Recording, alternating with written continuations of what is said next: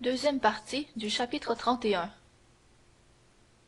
Franz réfléchit quelques instants, comprit que cet homme, si riche, ne pouvait lui en vouloir, à lui, qui portait seulement quelques 1000 francs, et, comme il n'entrevoyait dans tout cela qu'un excellent souper, il accepta.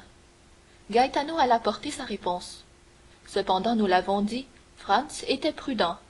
Aussi voulut-il avoir le plus de détails possible sur son hôte, étrange et mystérieux. Il se retourna donc du côté du matelot, qui, pendant ce dialogue, avait plumé les perdrix avec la gravité d'un homme fier de ses fonctions, et lui demanda dans quoi ces hommes avaient pu aborder, puisqu'on ne voyait ni barque, ni spéronard, ni tartane. Je ne suis pas inquiet de cela, dit le matelot, et je connais le bâtiment qu'ils montent. Est-ce un joli bâtiment? J'en souhaite un pareil à votre excellence, pour faire le tour du monde. De quelle force est-il? Mais de 100 tonneaux à peu près. C'est du reste un bâtiment de fantaisie, un yacht, comme disent les Anglais, mais confectionné, voyez-vous, de façon à tenir la mer par tous les temps. Et où a-t-il été construit? Je l'ignore, cependant je le crois génois. Et comment un chef de contrebandier, continua Franz, ose-t-il faire construire un yacht destiné à son commerce dans le port de Gênes? Je n'ai pas dit, fit le matelot, que le propriétaire de ce yacht fût un contrebandier. Non, mais Gaetano l'a dit, ce me semble. Gaetano avait vu l'équipage de loin, mais il n'avait encore parlé à personne. Mais si cet homme n'est pas un chef de contrebandier, quel est-il donc? Un riche seigneur qui voyage pour son plaisir. Allons, pensa Franz, le personnage n'en est que plus mystérieux, puisque les versions sont différentes. Et comment s'appelle-t-il? Lorsqu'on le lui demande, il répond qu'il se nomme Simbad le marin, mais je doute que ce soit son véritable nom. Simbad le marin? Oui. Et où habite ce seigneur? Sur la mer. De quel pays est-il? Je ne sais pas. L'avez-vous vu? Quelquefois. Quel homme est-ce? Votre Excellence en jugera elle-même. Et où va-t-il me recevoir? Sans doute dans ce palais souterrain dont vous a parlé Gaetano. Et vous n'avez jamais eu la curiosité, quand vous avez relâché ici, et que vous avez trouvé l'île déserte, de chercher à pénétrer dans ce palais enchanté? Oh, si fait, Excellence, reprit le matelot, et plus d'une fois même, mais toujours nos recherches ont été inutiles. Nous avons fouillé la grotte de tous ses côtés, et nous n'avons pas trouvé le plus petit passage. Au reste, on dit que la porte ne s'ouvre pas avec une clé, mais avec un mot magique. Allons décidément, murmura Franz, me voilà embarqué dans un conte des 1001 nuits. Son Excellence vous attend, dit derrière lui une voix qu'il reconnut pour celle de la sentinelle. Le nouveau venu était accompagné de 2 hommes de l'équipage du yacht. Pour toute réponse, Franz tira son mouchoir et le présenta à celui qui lui avait adressé la parole. Sans dire une seule parole, on lui banda les yeux avec un soin qui indiquait la crainte qu'il ne commît quelque indiscrétion, après quoi on lui fit jurer qu'il n'essayerait en aucune façon d'ôter son bandeau. Il jura. Alors les 2 hommes le prirent chacun par un bras, et il marcha, guidé par eux, et précédé de la sentinelle. Après une trentaine de pas, il sentit, à l'odeur de plus en plus appétissante du chevreau, qu'il repassait devant le bivouac. Puis, on lui fit continuer sa route pendant une cinquantaine de pas encore, en avançant évidemment du côté où l'on n'avait pas voulu laisser pénétrer Gaetano, défense qui s'expliquait maintenant. Bientôt, au changement d'atmosphère, on comprit qu'il entrait dans un souterrain. Au bout de quelques secondes de marche, il entendit un craquement, et il lui sembla que l'atmosphère changeait encore de nature et devenait tiède et parfumée. Enfin, il sentit que ses pieds posaient sur un tapis épais et moelleux. Ses guides l'abandonnèrent. Il se fit un instant de silence, et une voix dit en bon français, quoique avec un accent étranger, « Vous êtes le bienvenu chez moi, monsieur, et vous pouvez ôter votre mouchoir. » Comme on le pense bien, Franz ne se fit pas répéter 2 fois cette invitation. Il leva son mouchoir et se trouva en face d'un homme de 38 à 40 ans, portant un costume tunisien, c'est-à-dire une calotte rouge avec un long gland de soie bleue, une veste de drap noir toute brodée d'or, des pantalons sang de bœuf larges et bouffants, des guêtres de même couleur brodées d'or comme la veste et des babouches jaunes.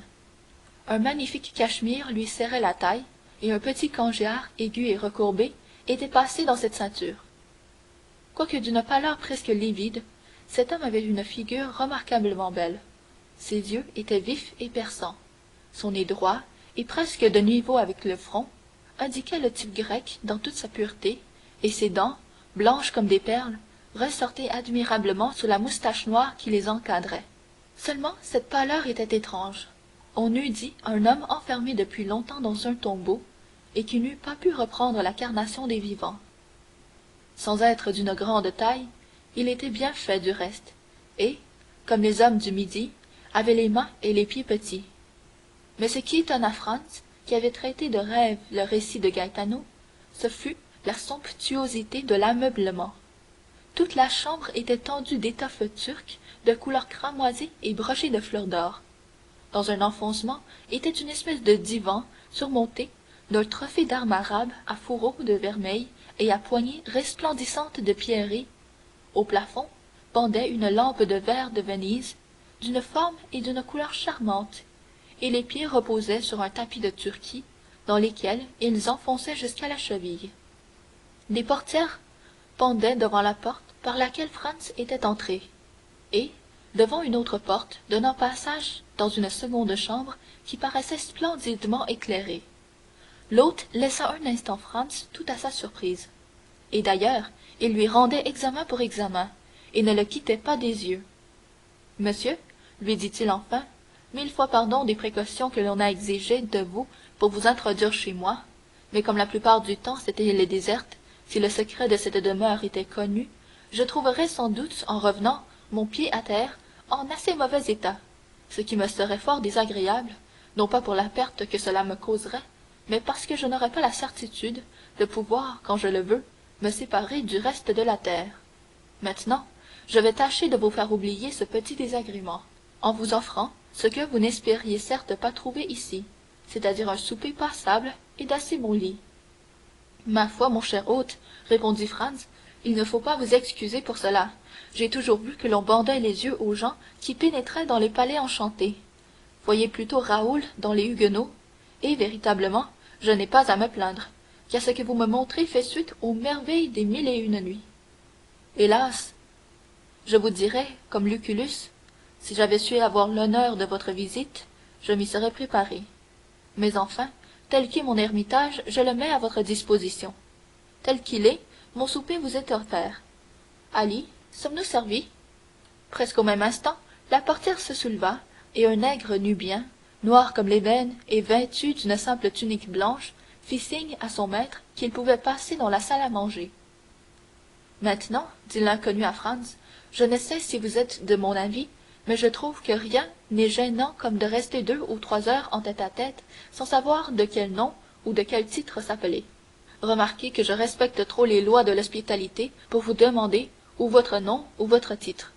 Je vous prie seulement de me désigner une appellation quelconque, à l'aide de laquelle je puisse vous adresser la parole.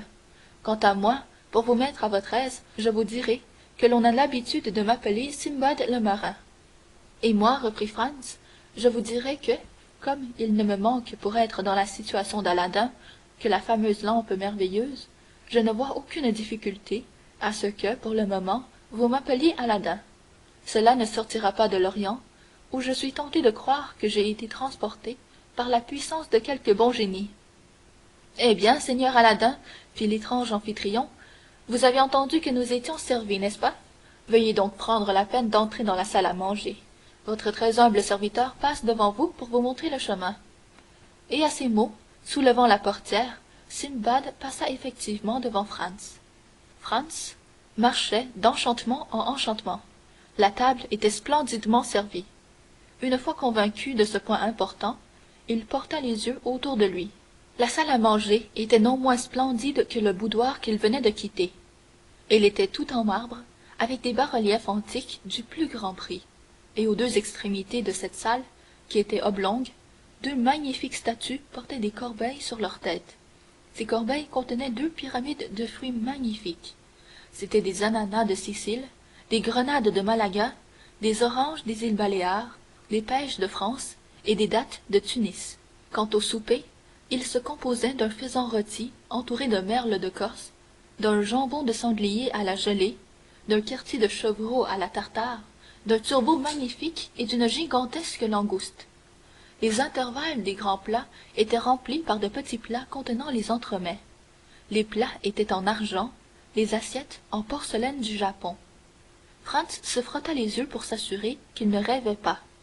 Ali seul était admis à faire le service et s'en acquittait fort bien. Le convive en fit compliment à son hôte. Oui, reprit celui-ci, tout en faisant les honneurs de son souper avec la plus grande aisance.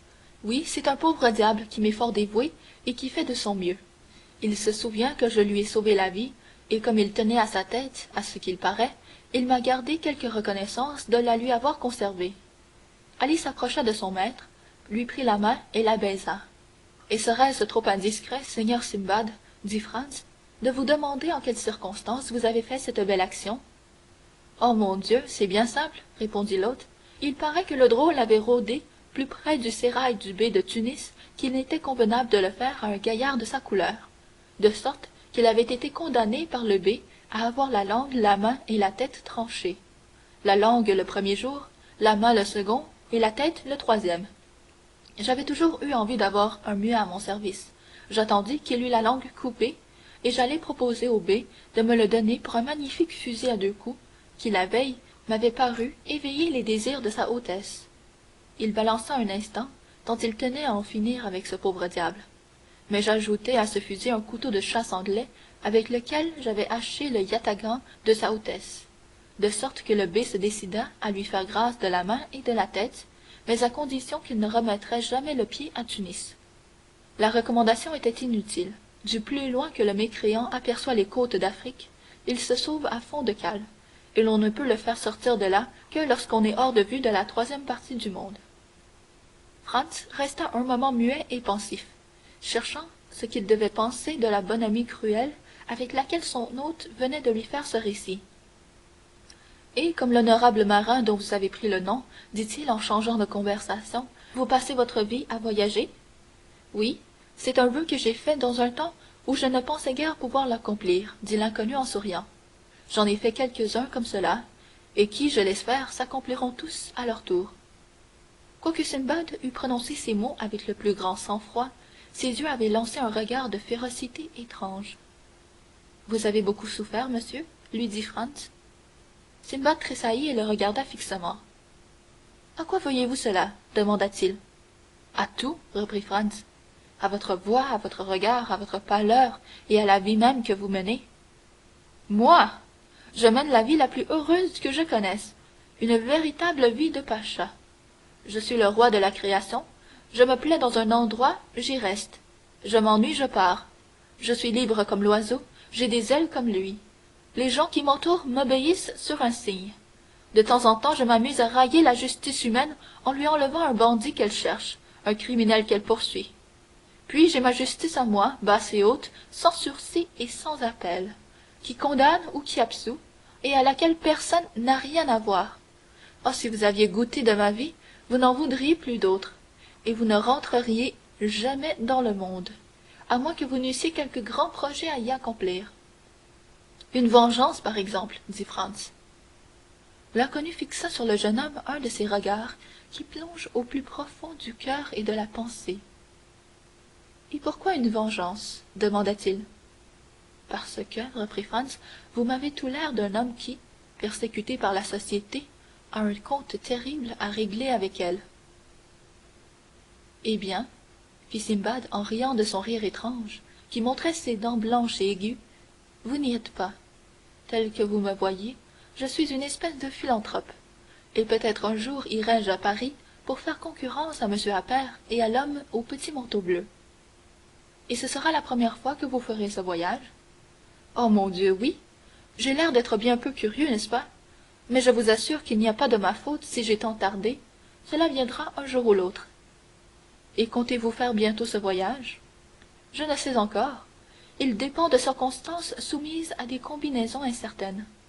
Je voudrais y être à l'époque où vous y viendrez. Je tâcherai de vous rendre, en tant qu'il serait en mon pouvoir, l'hospitalité que vous me donnez si largement à Monte Cristo. J'accepterai votre offre avec un grand plaisir, reprit l'autre, mais malheureusement, si j'y vais, ce sera peut-être incognito. Cependant, le souper s'avançait, et paraissait avoir été servi à la seule intention de Franz, car, à peine si l'inconnu avait touché, du bout des dents, à un ou deux plats du splendide festin qu'il lui avait offert et auquel son convive inattendu avait fait si largement honneur.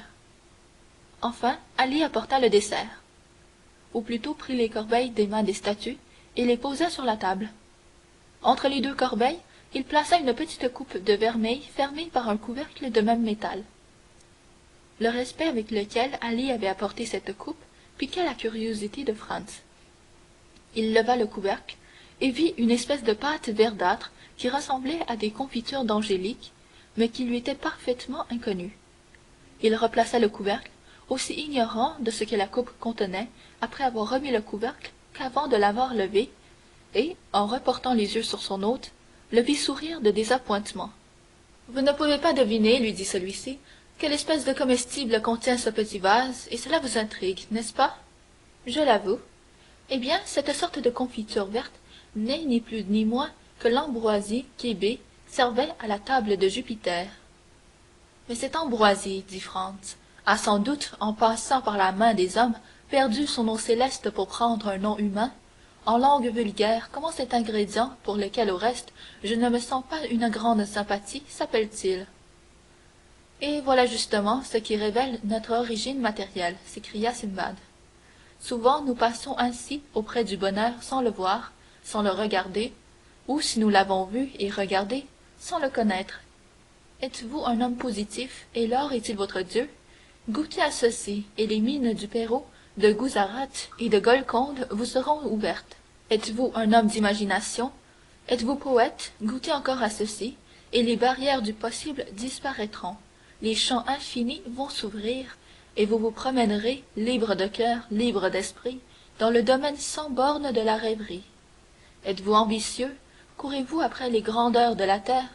Goûtez de ceci toujours, et dans une heure vous serez roi, non pas roi d'un petit royaume caché dans un coin de l'Europe comme la France, l'Espagne ou l'Angleterre, mais roi du monde, roi de l'univers, roi de la création. Votre trône sera dressé sur la montagne où Satan emporta Jésus, et sans avoir besoin de lui faire hommage, sans être forcé de lui baiser la griffe, vous serez le souverain, maître de tous les royaumes de la terre. N'est-ce pas tentant, ce que je vous offre là, dites? Et n'est-ce pas une chose bien facile, puisqu'il n'y a que cela à faire? Regardez.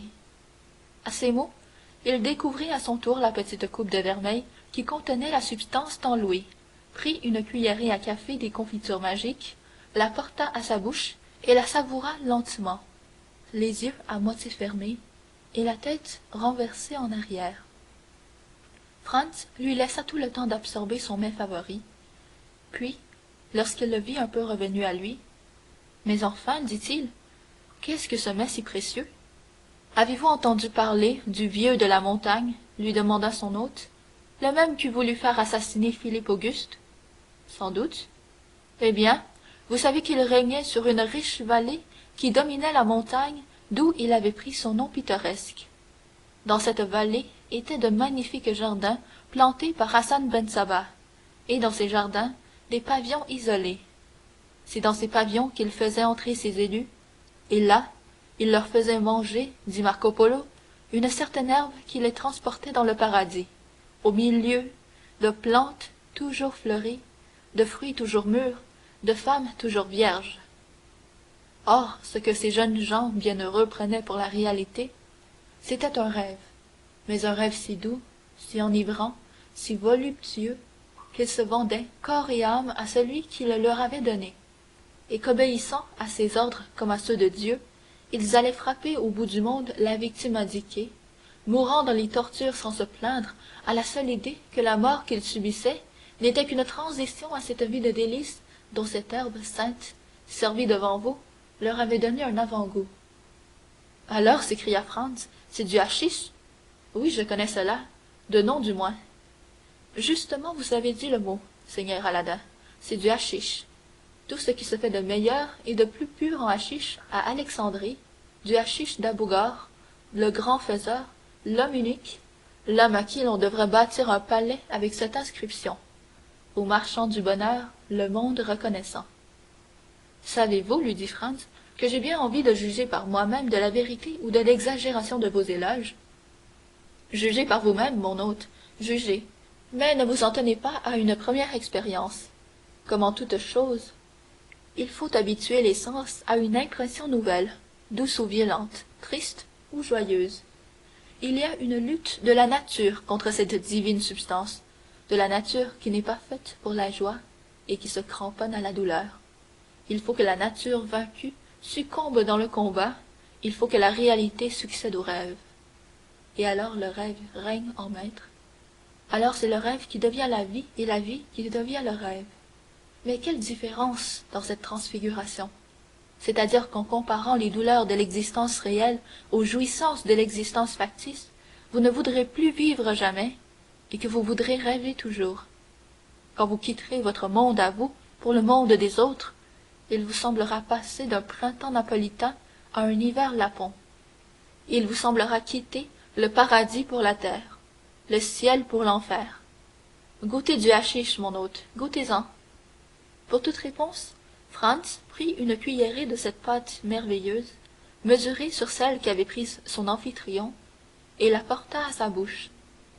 Diable, fit-il après avoir avalé ces confitures divines, je ne sais pas encore si le résultat sera aussi agréable que vous le dites, mais la chose ne me paraît pas aussi succulente que vous l'affirmez. Parce que les houppes de votre palais ne sont pas encore faites à la sublimité de la substance qu'elles dégustent.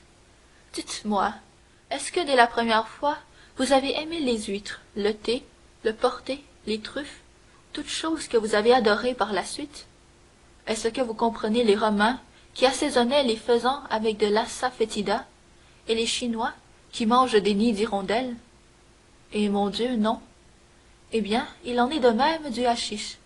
Mangez-en 8 jours de suite seulement. Nulle nourriture au monde ne vous paraîtra atteindre à la messe de ce goût qui vous paraît peut-être aujourd'hui fade et nauséabond. D'ailleurs, passons dans la chambre à côté, c'est-à-dire dans votre chambre, et Ali va nous servir le café et nous donner des pipes. Tous deux se levèrent, et pendant que celui qui s'était donné le nom de Simbad, et que nous avons ainsi nommé de temps en temps, de façon à pouvoir, comme son convive, lui donner une dénomination quelconque, donnait quelques ordres à son domestique, Franz entra dans la chambre attenante. Celle-ci était d'un ameublement plus simple, quoique non moins riche. Elle était de forme ronde, et un grand divan en faisait tout le tour. Mais divan, murailles, plafond et parquet étaient tout tendus de peau magnifique, douce et moelleuse comme les plus moelleux tapis. C'étaient des peaux de lion de l'Atlas aux puissantes crinières. C'étaient des peaux de tigre du Bengale aux chaudes rayures. Des peaux de panthère du Cap tachetées joyeusement comme celle qui apparaît à Dante. Enfin des peaux d'ours de Sibérie, de renards de Norvège, et toutes ces peaux étaient jetées en profusion les unes sur les autres, de façon qu'on eût cru marcher sur le gazon le plus épais et reposer sur le lit le plus soyeux. Tous deux se couchèrent sur le divan, les chibouks aux tuyaux de jasmin et aux bouquins d'ambre étaient à la portée de la main, et toutes préparées pour qu'on n'eût pas besoin de fumer 2 fois dans la même. Ils en prirent chacun une. Ali les alluma et sortit pour aller chercher le café. Il y eut un moment de silence, pendant lequel Simbad se laissa aller aux pensées qui semblaient l'occuper sans cesse, même au milieu de sa conversation, et Franz s'abandonna à cette rêverie muette dans laquelle on tombe presque toujours en fumant d'excellent tabac, qui semble emporter avec la fumée toutes les peines de l'esprit et rendre en échange au fumeur tous les rêves de l'âme. Ali apporta le café. « Comment le prendrez-vous » dit l'inconnu. « À la française ou à la turque? Fort ou léger? Sucré ou non sucré? Passé ou bouilli? À votre choix. Il y en a de préparés de toutes les façons. »« Je le prendrai à la turque, » répondit Franz. « Et vous avez raison, » s'écria son hôte. « Cela prouve que vous avez des dispositions pour la vie orientale. Ah, les orientaux, voyez-vous, ce sont les seuls hommes qui sachent vivre. Quant à moi, ajouta-t-il avec un de ces singuliers sourires qui n'échappaient pas au jeune homme, quand j'aurai fini mes affaires à Paris, j'irai mourir en Orient. Et si vous voulez me retrouver alors, il faudra venir me chercher au Caire, à Bagdad ou à Isfahan. Ma foi, dit Franz, ce sera la chose du monde la plus facile, car je crois qu'il me pousse des ailes d'aigle, et, avec ces ailes, je ferai tout le tour du monde en 24 heures. Ah, ah, c'est le hachisch qui opère. Eh bien, ouvrez vos ailes et envolez-vous dans les régions surhumaines. Ne craignez rien, on veille sur vous. Et si, comme celle d'Icare, vos ailes fondent au soleil, nous sommes là pour vous recevoir. » Alors il dit quelques mots arabes à Ali, qui fit un geste d'obéissance et se retira, mais sans s'éloigner. Quant à Franz, une étrange transformation s'opéra en lui. Toute la fatigue physique de la journée, toute la préoccupation d'esprit qu'avaient fait naître les événements du soir, disparaissait, comme dans ce premier moment de repos où l'on vit encore assez pour sentir venir le sommeil. Son corps semblait acquérir une légèreté immatérielle. Son esprit s'éclaircissait d'une façon inouïe. Ses sens semblaient doubler leurs facultés. L'horizon allait, toujours s'élargissant, mais non plus cet horizon sombre sur lequel planait une vague terreur et qu'il avait vu avant son sommeil, mais un horizon bleu, transparent, vaste, avec tout ce que la mer a d'azur, avec tout ce que le soleil a de paillettes, avec tout ce que la brise a de parfums. Puis, au milieu des chants de ces matelots, chants si limpides et si clairs qu'on en eût fait une harmonie divine si on eût pu les noter, il voyait apparaître l'île de Monte Cristo, non plus comme un écueil menaçant sur les vagues, mais comme une oasis perdue dans le désert. Puis, à mesure que la barque approchait, les chants devenaient plus nombreux, car une harmonie enchanteresse et mystérieuse montait de cette île à Dieu, comme si quelque fée, comme Loreley, ou quelque enchanteur comme Amphion, eût voulu y attirer une âme ou y bâtir une ville. Enfin la barque toucha la rive, mais sans effort, sans secousse, comme les lèvres touchent les lèvres, et il rentra dans la grotte sans que cette musique charmante cessât. Il descendit, ou plutôt il lui sembla descendre quelques marches, respirant cet air frais et embaumé comme celui qui devait régner autour de la grotte de Circé, fait de tels parfums qu'ils font rêver l'esprit, de telles ardeurs qu'elles font brûler les sens, et il revit tout ce qu'il avait vu avant son sommeil, depuis Simbad, l'hôte fantastique, jusqu'à Ali, le serviteur muet. Puis tout sembla s'effacer et se confondre sous ses yeux, comme les dernières ombres d'une lanterne magique qu'on éteint, et il se retrouva dans la chambre aux statues, éclairée seulement d'une de ces lampes antiques et pâles qui veillent au milieu de la nuit sur le sommeil ou la volupté. C'étaient bien les mêmes statues riches de formes de luxure et de poésie, aux yeux magnétiques, aux sourires lascifs, aux chevelures opulentes. C'étaient Phryné, Cléopâtre, Messaline, ces trois grandes courtisanes, puis, au milieu de ces ombres impudiques se glissait, comme un rayon pur, comme un ange chrétien au milieu de l'Olympe, une de ces figures chastes, une de ces ombres calmes, une de ces visions douces qui semblent voiler son front virginal sous toutes ces impuretés de marbre. Alors il lui parut que ces trois statues avaient réuni leurs trois amours pour un seul homme, et que cet homme c'était lui, qu'elle s'approchait du lit où il rêvait un second sommeil, les pieds perdus dans leur longue tunique blanche, la gorge nue, les cheveux se déroulant comme une onde, avec une de ces poses auxquelles succombaient les dieux, mais auxquelles résistaient les saints, avec un de ces regards inflexibles et ardents, comme celui du serpent sur l'oiseau, et qu'il s'abandonnait à ces regards douloureux comme une étreinte, voluptueux comme un baiser. Il sembla à Franz qu'il fermait les yeux, et qu'à travers le dernier regard qu'il jetait autour de lui, il entrevoyait la statue pudique qui se voilait entièrement, puis ses yeux fermés aux choses réelles, ses sens s'ouvrirent aux impressions impossibles. Alors ce fut une volupté sans trêve, un amour sans repos, comme celui que promettait le prophète à ses élus. Alors toutes ces bouches de pierre se firent vivantes, toutes ces poitrines se firent chaudes, au point que pour Franz, subissant pour la première fois l'empire du hachisch, cet amour était presque une douleur, cette volupté presque une torture, lorsqu'il sentait passer sur sa bouche altérée les lèvres de ces statues, souples et froides comme les anneaux d'une couleuvre. Mais plus ses bras tentaient de repousser cet amour inconnu, plus ses sens subissaient le charme de ce songe mystérieux. Si bien qu'après une lutte pour laquelle on eût donné son âme, il s'abandonna sans réserve et finit par retomber, haletant, brûlé de fatigue, épuisé de volupté, sous les baisers de ces maîtresses de marbre et sous les enchantements de ce rêve inouï. Fin du chapitre 31.